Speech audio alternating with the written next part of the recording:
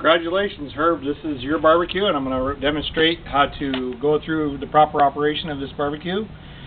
And so we're going to start out with the propane tanks. So what we have is, this side is a propane tank that's been made into a concealed area for the ignition system.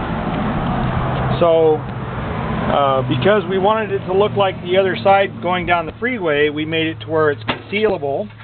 And so this is actually plumbed with a live line. This line is live, and if you want a stand-up bottle, you simply take this off and put it on your stand-up bottle, and then you can unlock the lock and turn the valve on, and it'll charge the system as well, so you can run 2 bottles if you want.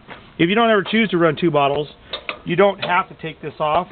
However, it's very important to make sure you have this locked out so that that valve is not open, so you don't lose any propane. This is an added feature that we didn't have on the original prototype that was at the trade show, but it's an added benefit in case you want to run 2 bottles at the same time for longer cook times. So let's go around to the other side and I'll show you the propane tank. Obviously it's shut off and it's locked down because the system is already still charged. I am sending the set of keys, and the keys will be here in the back. This back door is where when you're running this barbecue, you want to have this door open because there's a lot of heat coming out of this, and the steam and the grease drippings that would drip into here. This is there's some little hooks here. This is where you would hang some of your utensils, and there's also this little device here, and this device is for taking the tank off. So when I'm done, I'm also going to leave the keys for the locks hanging on the same setup, but for now we're going to need them. So what we have is we have some small carriage bolts that have wing nuts, and so if you reach underneath here, this will actually loosen the wing nut, and if you take the wing nuts off, you'll be able to pop them off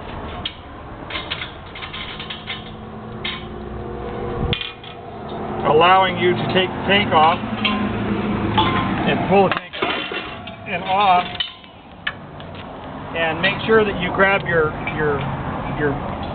carriage bolts so that you can take that down and get it filled. Now this tank says that it has to be filled in the vertical position right here. And so it says when you're filling this, if you read the label on it, it's got to be filled like this, and then it can be laid down and used in the horizontal position. So with that being said, what we're going to do is, this is an empty tank. You will have to take the tank down. You'll have to get them to purge it and then fill it. We're not shipping it with a full tank. I have a full tank here that I can go through the live demonstration with. So we'll be putting the tank back on after we're done with the demonstration. This tank here is full. And so what we're going to do is, I'm going to put the tank on, and I'm going to slide it over so it lines up with the holes. Drop the carriage bolts down through the holes.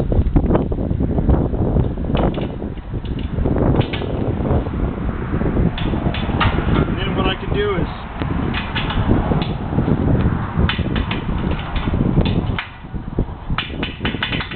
reach up underneath there, put these on, and then to tighten them I can torque them down. And you want to go to where they're really pretty tight so that this thing can't come off going down the road.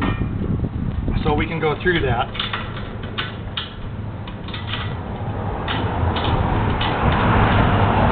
Now this tank, with this barbecue, we have actually run it for about 5.5 hours with all the burners on.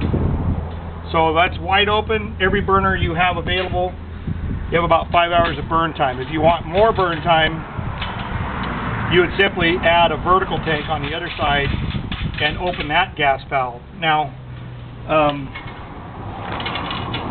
the sake of speed, I'm going to leave this off for now because I'm going to end up taking the full tank off, shipping the empty tank with it. So I'm going to unlock this valve. We're going to go ahead and put the valve on, or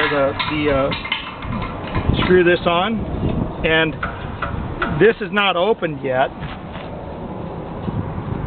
So I'm going to open this up, and you'll actually hear it starting to generate. What happens is the liquid in here has to become vapor, and so it has to boil off. So you're probably going to hear a little bit of boiling off, so it's becoming vapor when I turn this on. That's a normal sound.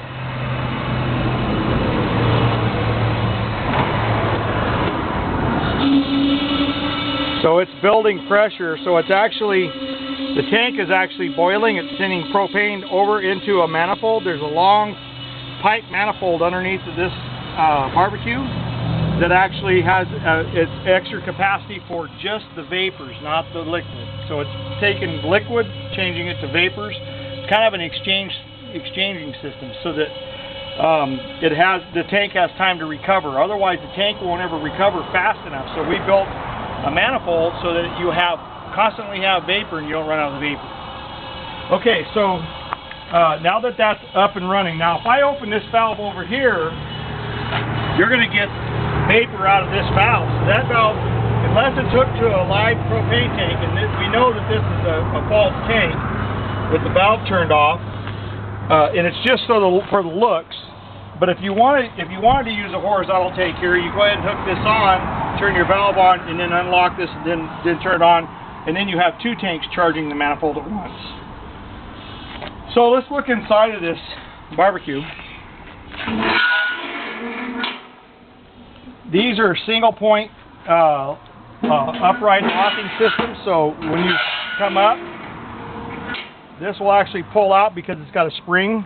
And this is all going to be hot when you start getting into use. So when you go to put it back down, you'll want to lift this up slightly, hit it with your spatula, and then drop the door. And that's how that works. Now, all of this stuff comes out. This bread shelf will come out if you need more space in there. These little burner bars, the grill rods come out, and they're dishwasher safe. But for the sakes of just demonstrating, I'm going to pull the chip tray out. And you're looking down through the ink alloy, which is to keep the fatty tissues from hitting the ceramic drives. And there's the little China hat burner right there. So when we want to start this, what we do is we open this up. And what we'll do is we'll turn this from the off position over to the pilot position. And we'll slightly push down on this and hit the striker. And you should be able to see the spark in here.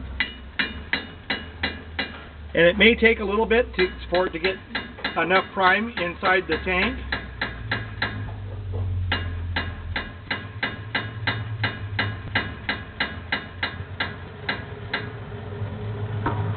You see the flame?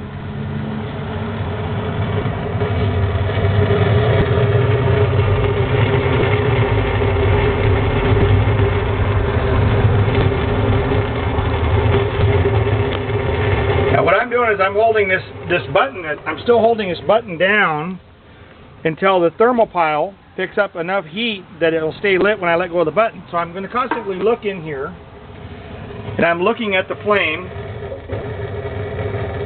and I'm going to try to let go of it. It's not going to stay lit, so I keep it pushed down until it stays long enough to where it'll stay lit.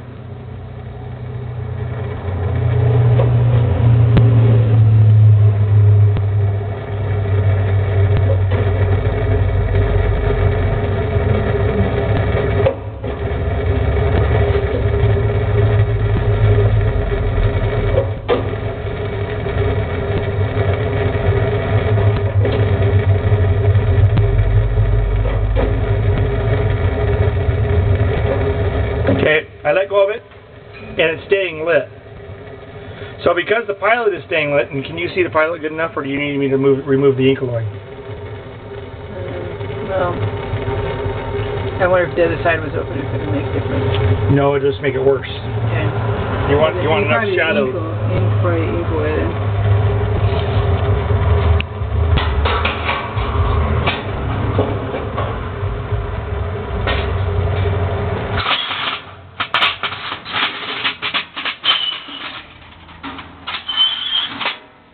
These are removable for cleaning, and then this ink alloy is removable for cleaning. Now, are you able to see the Yeah, it's better. the fire on there? So these are ceramic burners, and these ceramic burners will light as soon as I start to rotate the knob, and we can go through that. You're here to pick it up? Yes. Is that? Yes. Going to Philadelphia. Yes. It's so funny. It's broken. I have to measure.